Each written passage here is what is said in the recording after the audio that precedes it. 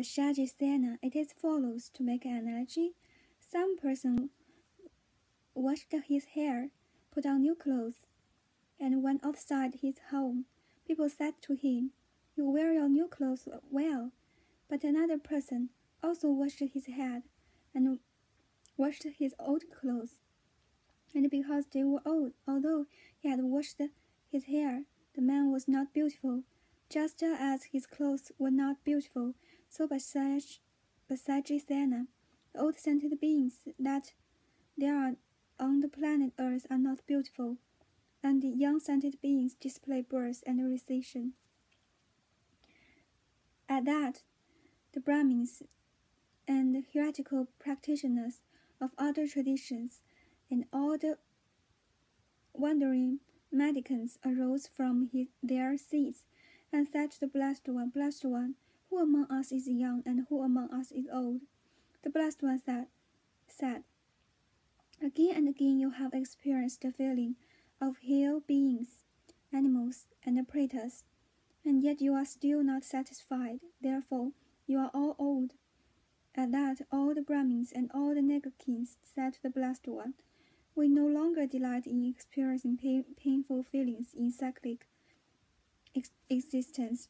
The heretical practitioners of other traditions, wandering mendicants, and naked ascetics said, nevertheless, among the young-scented beings, there are none who are able to realize emptiness directly. They said this, and the Bodhisattva, the great being, Vajrayana, said to the Blessed One, please look at this. Why is it so difficult for sentient beings to be motivated? The Blessed One said, Vajrayana, please listen. The Tathagata directly comprehends the entire world, and that 94,000 million young beings were present before the Blessed One. They are not prostrated but to the Blessed One, nor did they say a word. Then the Bodhisattva, the great being Vajrayana, said to the Blessed One, these sentient beings do not speak to the Blessed One.